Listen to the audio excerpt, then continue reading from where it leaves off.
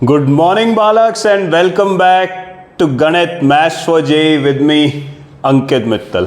तो भाई आज जो है हम थोड़ा सा पढ़ेंगे स्लोप अभी क्यों पढ़ रहे हैं, क्योंकि हमें ऑर्थो सेंटर निकालने में इसका बड़ा काम आएगा। ठीक है, इसका ज़्यादा एप्लीकेशन हम स्ट्रेट लाइन जब इक्वेशन वगैरह पढ़ेंगे तब आएगा, पर अभी शुरुआत क्या है कि भाई हमें ऑर्थो सेंटर निकालने में इसका काम आएगा, तो इसके लिए स्लोप पहले पढ़ना ज़रूरी है। ठीक है, तो देखते हैं भाई स्लोप ऑफ अ लाइन क्या होता है। Slope of a line basically इसलिए एक तरीके से आप मान सकते हो डिफाइन किया गया कि वो डायरेक्शन दिखाता है। एक लाइन है जैसे मैंने यहाँ ड्रॉ कर रखी है ए बी, तो इसकी डायरेक्शन दिखाता है। ठीक, अब इसको डिफाइन कैसे किया गया ये देखना। मान लीजिए एक पॉइंट है ए और एक पॉइंट है बी। ठीक है, तो जो चेंज इन y होगा और चेंज इन x होगा, इसका जो रेशियो होगा उसे आपने बोला स्लोप। इसको जनरली m से डिनोट कर देते हैं। तो चेंज इन y कितना हुआ है, पूरा y2 minus y1 upon x2 minus x1।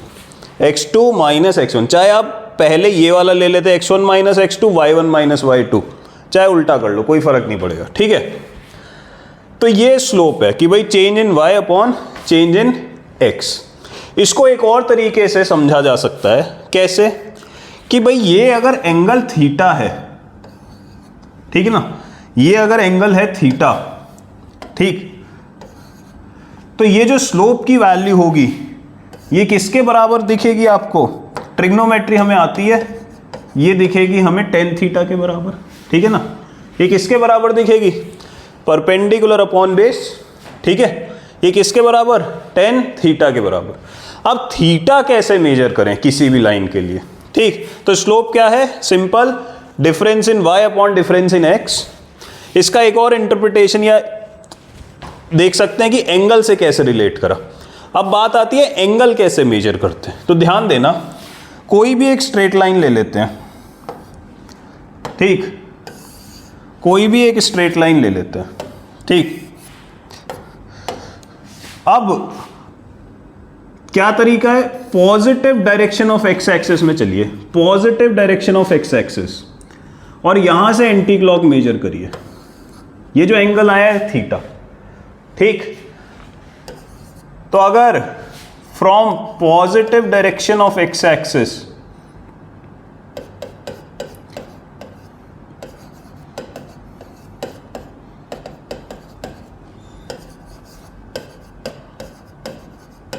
ठीक है, एंटी क्लॉकवाइज थीटा मेजर किया गया है, मेजर्ड इन एंटी क्लॉक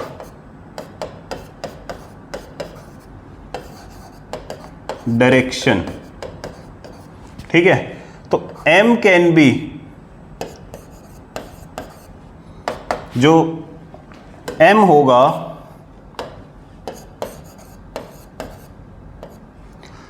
वो टेन थीटा के बराबर होगा और उसकी वैल्यू इसके बराबर है। तो आपने क्या करना है, positive direction of x axis से एंटी क्लॉक चलना है।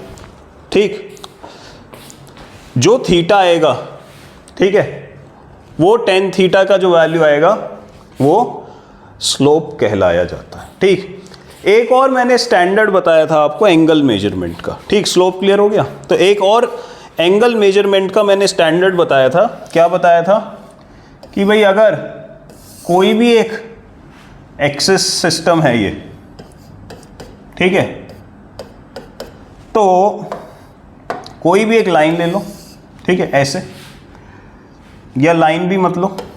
ठीक है, सिंपल एंगल मेजरमेंट समझ रहे।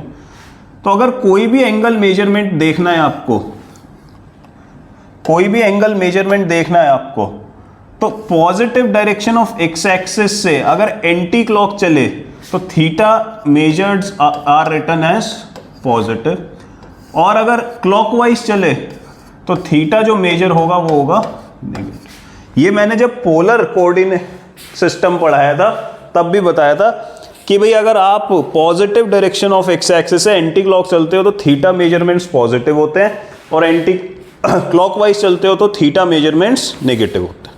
ठीक, तो ये तो हो गया एंगल मेजरमेंट, ठीक है ना। कन्वेंशन फॉर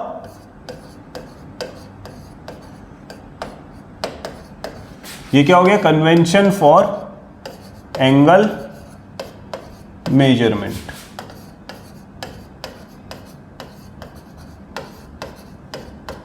ठीक है, अगर स्लोप की बात करें हम तो स्लोप क्या है कि भाई पॉजिटिव डायरेक्शन में एक्स एक्सिस के ऐसा चले और एंटी क्लॉकवाइज एंगल नाप लो, लाइन तक कितना बनता है, उसी को आप क्या बोल देते हो, स्लोप बोल देते हो। टेन थीटा की वैल्यू को, उस थीटा पे जो टेन थीटा आएगा वो स्लोप हो जाएगा। और अगर आपको दो पॉइंट्स पता हैं तो स्लोप क्या हो जाएगा, difference in y upon difference in x। जो आपको ध्यान रखनी है चीज़ वो सिर्फ इतनी है कि अगर आप y2 माइनस y1 कर रहे हो तो x नीचे में x2 माइनस x1 करोगे, अगर आप y1 माइनस y2 कर रहे हो तो नीचे में x1 माइनस x2 करोगे। ये क्या हो गया मेरा स्लोप। क्लियर हो गई बात। तो एक दो केसेस डिस्कस कर लेते हैं कि भाई स्लोप दिखेगा कैसे, ध्यान देना। तो अगर मैं एक एक्सिस सिस्टम बनाता हूं, ठीक है, एक लाइन ले ली मैंने ऐसे, ठीक है, और से एक लाइन ले ली मैंने ऐसे, ठीक है। अब ध्यान देना, यहां पे अगर मैं मेजरमेंट करूंगा तो कैसे करूंगा, positive direction of x axis से एंटी क्लॉक, तो थीटा ही हो जाएगा। और इस केस में मेजरमेंट कैसा होगा, positive direction of x axis से इधर, तो थीटा ही हो जाएगा। ठीक, तो थीटा एक्यूट हो सकता है, थीटा ऑब्ट्यूस हो सकता है। ठीक, जो टेन थीटा की वैल्यू होगी वही स्लोप हो जाएगा। तो स्लोप कितना हो जाएगा इसका, m is equal to tan theta. अब इस केस में आप देख सकते हो ये एंगल एक्यूट है, इसका मतलब ये कैसा होगा, पॉजिटिव, मीन स्लोप पॉजिटिव। अगर इस तरीके की लाइन है तो स्लोप पॉजिटिव। इस केस में देखो एंगल कैसा है, ऑब्ट्यूस, तो टेन थीटा कितना होगा, जिसको थोड़ी सी ट्रिग्नोमेट्री याद है वो बता सकता है, सेकेंड क्वाड्रेंट में टेन थीटा होता है नेगेटिव, और अगर टेन थीटा नेगेटिव तो स्लोप भी कितना हो गया, नेगेटिव। ठीक, आप ऐसे भी समझ सकते हो इसको कि भाई अगर यहां पे ये लिया पॉइंट x1 y1 और ये लिया x2 y2, ठीक है, तो मैं कह रहा हूं कि x1 से x2 गए, मींस x1 यहां था कहीं और x2 यहां था, तो x1 से x2 जब हम गए तो हम x में तो बढ़े बट y में कैसे हो रहे हैं, कम हो रहे हैं। तो y में जो डिफरेंस है वो कम होता है अगर x बढ़ता है, तो इसलिए वो नेगेटिव है।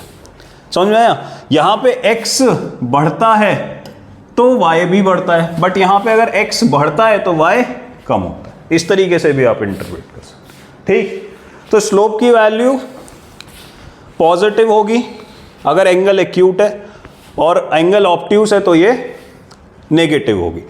दो केसेस और हो सकते हैं। कौन से दो केसेस, कि भाई अगर एक्स एक्सिस के अलोंग, इसके अलोंग लाइन बन जाए, इसके अलोंग लाइन बन जाए, ठीक, ऐसी, तो एंगल कितना हो गया अब, जीरो, तो स्लोप कितना हो जाएगा, स्लोप कितना हो जाएगा,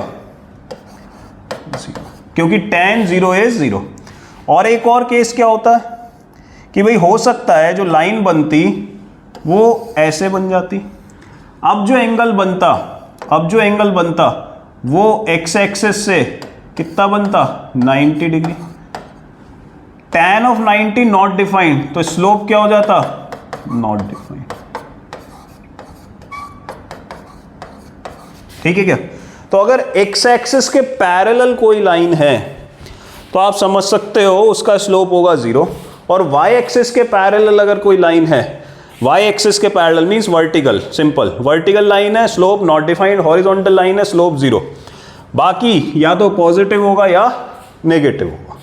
समझ में आता है, चमकना चाहिए कि भाई स्लोप होता क्या है, इसकी वैल्यू कहाँ पे कैसे वेरी करती है। क्लियर हो गया। अब एक और इसका एप्लीकेशन आता है कि भाई स्लोप से हम क्या करेंगे, दो लाइंस के बीच का एंगल देखेंगे, दो लाइंस के बीच का एंगल, ठीक है। चलिए, तो जो दूसरी चीज है, जो एंगल बिटवीन टू लाइंस, देखिए एंगल बिटवीन टू लाइंस देखते हैं। अगेन एक एक्सेस सिस्टम ड्रॉ कर लेते हैं।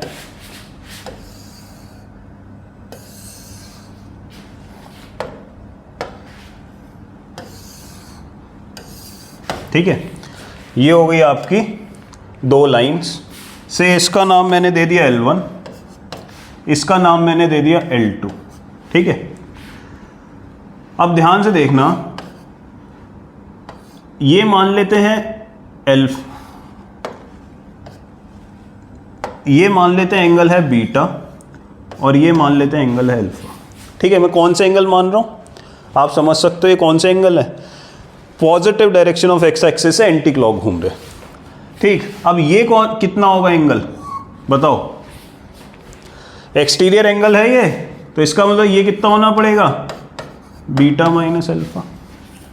ये तो बताने की जरूरत नहीं है, ये तो 8th 9th 10th से बहुत पढ़ लिया, ठीक। तो ये होगा बीटा माइनस अल्फा, मीन्स ये जो एंगल होगा बिटवीन द टू लाइंस, या तो ये बीटा माइनस अल्फा होगा और या फिर ये वाला होगा, that is 180 minus beta minus alpha, ठीक है क्या, यही होगा, ठीक है। तो दो एंगल आएंगे हर लाइन, दो लाइंस के बीच में, क्योंकि ऐसे लाइन कट रही है तो हो सकता है ये भी एंगल बिटवीन द लाइंस बोला जाए, ये भी एंगल, दोनों में से कोई ना कोई किसी भी एक को बोल सकते हैं, ठीक। इसको अभी डिस्कस करेंगे, पहले हम निकालते हैं कि भाई इसकी वैल्यू निकाला कैसे जाए, ठीक। तो हमने क्या किया,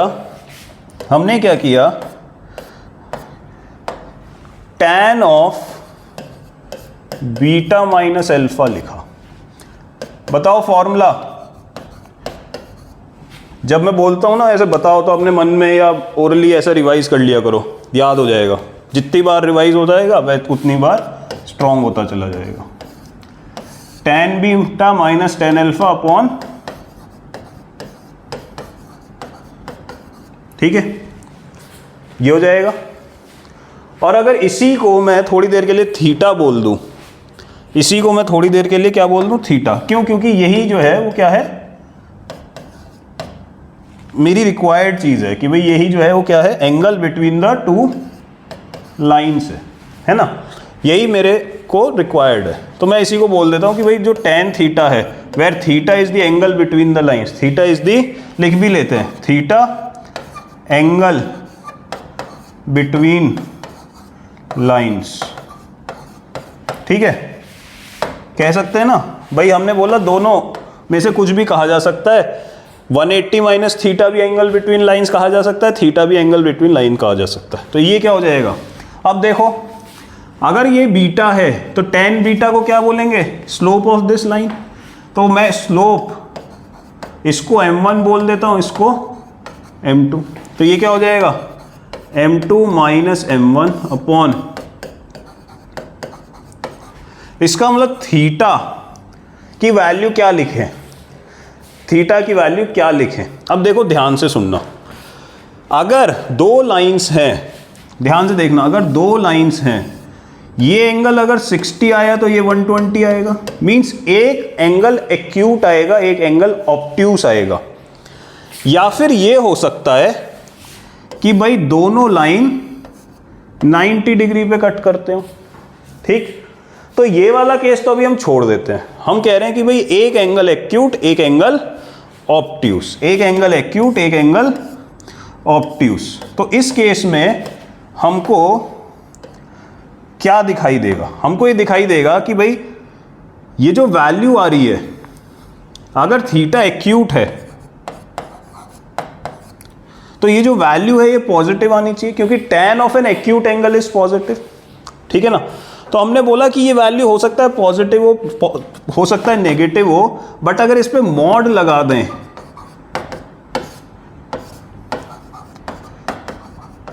इसका मतलब ये जो पॉजिटिव वैल्यू है इसको ले लें तो इसका इन्वर्स, टैन इन्वर्स, ये जो एंगल बनेगा, ये जो एंगल बनेगा ये acute angle between the two lines हो जाएगा, ठीक है ना। और obtuse angle between the two lines क्या हो जाएगा इस केस में, वो कितना हो जाएगा 180 डिग्री, सब डिग्री में बात कर रहे हैं, माइनस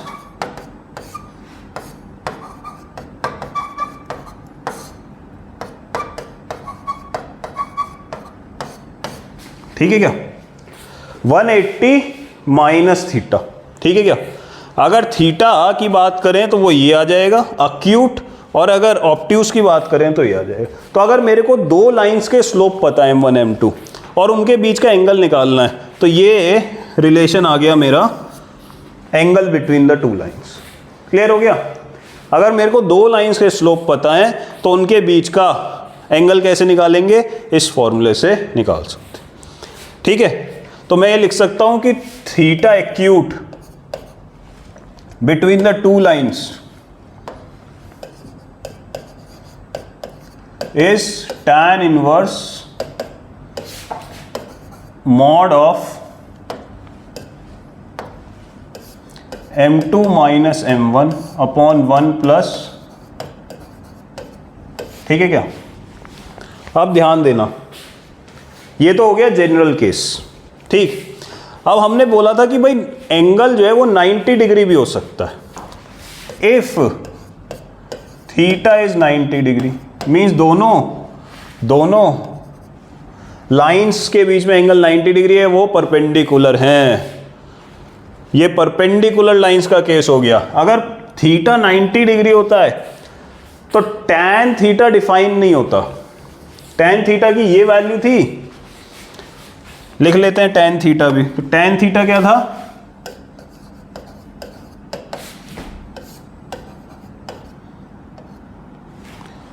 टैन थीटा क्या था,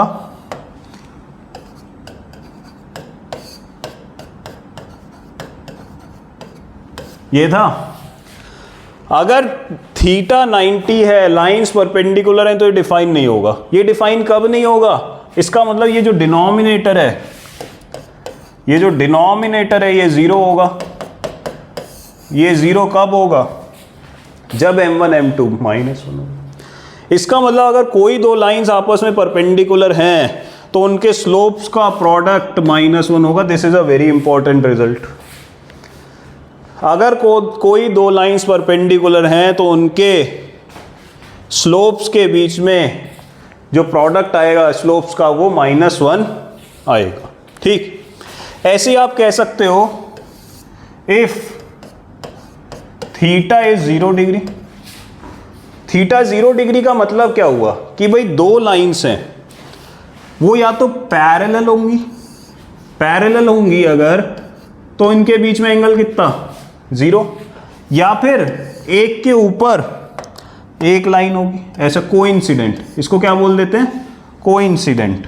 क्या बोल देते हैं, कोइंसिडेंट, कि भाई एक के ऊपर एक लाइन, या फिर एक ही लाइन को दो बार बोल दिया। ऐसे केस में हम क्या बोल देते हैं कि लाइंस कोइंसिडेंट है, ठीक है ना। तो अगर कोइंसिडेंट का केस हुआ या पैरेलल का केस हुआ, ठीक है, तो थीटा 0, और अगर मैं यहाँ थीटा 0 लिख दूं तो tan 0 0, इसका मतलब दोनों का स्लोप क्या हो गया, दोनों का स्लोप क्या हो गया, बराबर, ठीक। तो आप ये कंडीशन लिख सकते हो for perpendicular lines, for parallel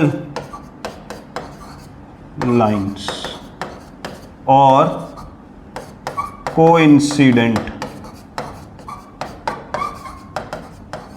lines. तो ये कंडीशन किसकी आ गई, या तो पैरेलल लाइन होगा या फिर कोइंसिडेंट लाइन होगा, ठीक। तो ये जो रिजल्ट है ये हमारा ऑर्थो सेंटर निकालने में काम आएगा। ये एंगल बिटवीन द लाइंस और slope of a line clear होना चाहिए, ठीक। जिसको नहीं समझ में आया वो एक बार पॉज करो, दोबारा देखो। बहुत ज़्यादा इंपॉर्टेंट चीज़ है ये, बहुत ही ज़्यादा इंपॉर्टेंट चीज़ है, ठीक।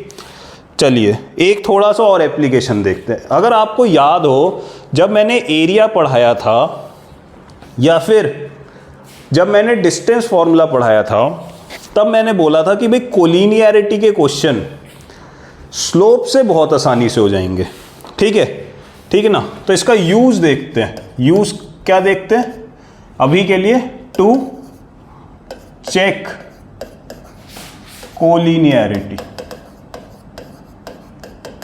स्लोप का यूज कोलिनियरिटी देखने के लिए। देखिए भाई बहुत सिंपल सी बात है, अगर कोई 3 पॉइंट हैं, ठीक है, और वो कोलिनियर है तो slope of A B must be slope of B C. अगर बी से पास होती हुई एक लाइन है या ए से पास होती हुई लाइन है, इसका स्लोप सेम हो जाए तो ऑब्वियस है वो एक ही लाइन बनेगी, है ना। इसके बीच में एंगल 0 है, वही लाइन बनने वाली है। तो यही सबसे आसान तरीका है। फॉर एग्जाम्पल मान लीजिए ए दे दिया होता 1 1, ठीक है, बी दे दिया होता 2 2 और सी दे दिया होता 3 बीटा, ठीक है, और बोला गया होता A B C are collinear.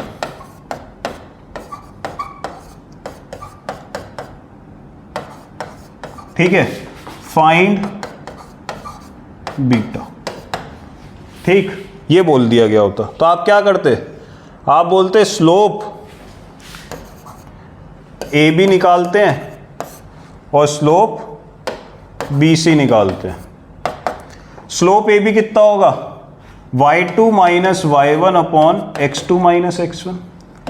Slope B C कितना होगा? Beta minus 2 upon 3 minus 2।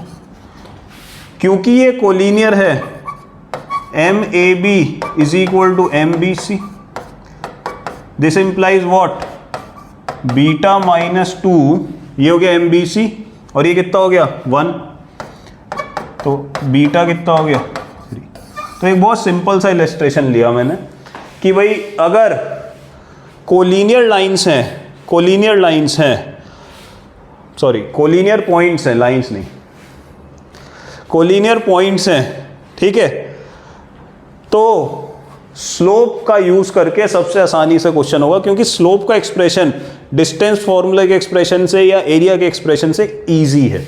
Area के एक्सप्रेशन में डिटर्मिनेंट आ जाएगा, डिस्टेंस फॉर्मूला में स्क्वायर अंडर रूट आ जाएगा। ये बहुत सिंपल है, y2 minus y1 upon x2 minus x1, इसलिए स्लोप से करिए सबसे ज़्यादा आसानी पड़ेगी।